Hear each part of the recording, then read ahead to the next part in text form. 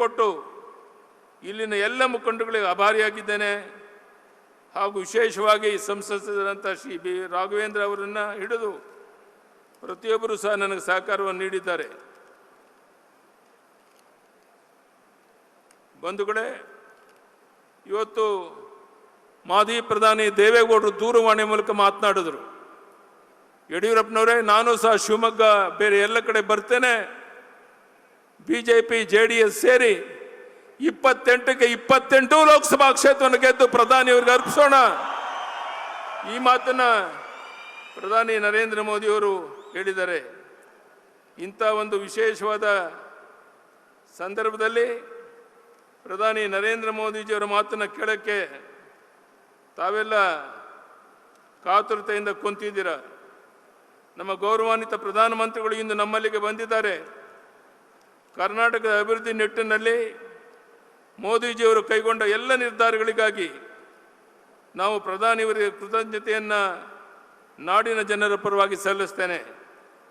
ಗೌರವಾನ್ವಿತ ಪ್ರಧಾನಮಂತ್ರಿಗಳು ರಾಜ್ಯಕ್ಕೆ ಆಗಮಿಸಿದಾಗ ವೇದಿಕೆಯಿಂದಲೂ ಕನ್ನಡ ಮಾತನಾಡಲು ಪ್ರಯತ್ನಿಸುತ್ತಿದ್ದಾರೆ.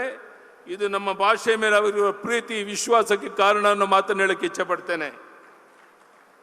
ಅವರು ತಮ್ಮ ಭಾಷಣಗಳನ್ನು ಆನ್ಲೈನಲ್ಲಿ ಕನ್ನಡದ ಭಾಷೆಗೆ ಭಾಷಾಂತರಿಸಲು ಪ್ರಾರಂಭಿಸಿದ್ದಾರೆ.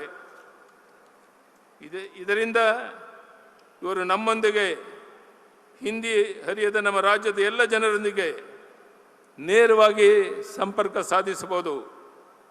ಇದಕ್ಕಾಗಿ ಎಕ್ಸ್ ಎಂಬ ಆನ್ಲೈನ್ ಜಾಲತಾಣದಲ್ಲಿ ನರೇಂದ್ರ ಮೋದಿ ನಮೋ ಇನ್ ಕನ್ನಡ ಹೆಸರಿನ ಎಕ್ಸ್ ಅಪ್ಲಿಕೇಶನ್ನಲ್ಲಿ ಖಾತೆಯೂ ಇದೆ.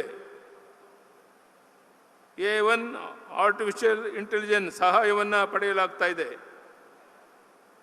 ನೀವು ಸಹ ನಮ್ಮ ಮೋದಿಜಿಯವರ ಭಾಷಣಗಳನ್ನು ಕನ್ನಡದಲ್ಲಿ ಕೇಳಿ ಅವರೊಂದಿಗೆ ಆನ್ಲೈನ್ನಲ್ಲಿ ಕನ್ನಡದಲ್ಲಿ ಸಂಪರ್ಕ ಸಾಧಿಸಬಹುದು. ಇದರ ಬಗ್ಗೆ ಸಾಧ್ಯವಾದಷ್ಟು ಹೆಚ್ಚಾಗಿ ಜನರಿಗೆ ತಿಳಿಸೋಣ.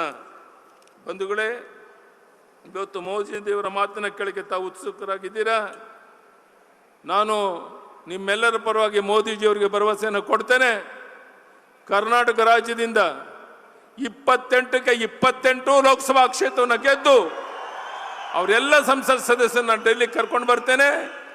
ಆ ಭರವಸೆಯನ್ನು ಅವರು ಕೊಡ್ತಾ ಮತ್ತೊಮ್ಮೆ ಇವತ್ತು ವಿಜಯೇಂದ್ರ ಅವರು ರಾಜ್ಯದ ಅಧ್ಯಕ್ಷರಾದ ಮೇಲೆ ರಾಜ್ಯದ ಉದ್ದಗಲಿಕ್ಕೆ ಪ್ರವಾಸ ಮಾಡಿ ಪಕ್ಷವನ್ನು ಬಲಪಡಿಸುವಂಥ ಕೆಲಸ ಮಾಡ್ತಾ ಇದ್ದಾರೆ. ಅವರಿಗೆ ವೇದಿಕೆ ಮೇಲಿರುವಂಥ ನಮ್ಮೆಲ್ಲ ಚುನಾಯಿತ ಪ್ರತಿನಿಧಿಗಳಿಗೆ ನಾನು ವಿನಂತಿಯನ್ನು ಮಾಡ್ತೇನೆ. ಇವತ್ತಿನಿಂದ ನಾವು ಮನೆ ಸೇರಿದೇನೆ ನಮ್ಮ ಕ್ಷೇತ್ರದಲ್ಲಿ ಓಡಾಡಿದ್ರೆ ಯಾವ ಪ್ರಧಾನಿ ನರೇಂದ್ರ ಮೋದಿಜಿಯವರು ಕಳೆದ 10 ವರ್ಷದಲ್ಲಿ ಒಂದು ದಿನ ವಿಶ್ರಾಂತಿ ತಗೊಳ್ಳದೆ ವಿದೇಶಕ್ಕೆ ಓಡಾಡ್ತಾ ಈ ಜಗತ್ತೇ ಮೆಚ್ಚೋ ರೀತಿ ಒಂದು ಕೆಲಸವನ್ನು ಮಾಡ್ತಾ ಇದ್ದಾರೆ.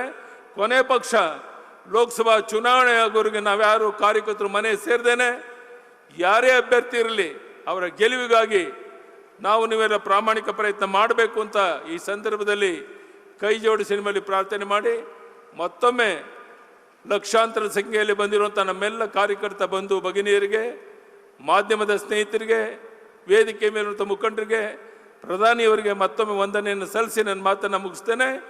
ಬಲೋ ಭಾರತ್ ಮಾತಾ ಕಿ. ಪ್ರಧಾನಿ ನರೇಂದ್ರ ಮೋದಿಜಿಯವರಿಗೆ, ಪ್ರಧಾನಿ ನರೇಂದ್ರ ಮೋದಿಜಿಯವರಿಗೆ ಭಾರತ್ ಮಾತಾ ಕಿ. ಜೈ ಶ್ರೀರಾಮ್, ಜೈ ಶ್ರೀರಾಮ್.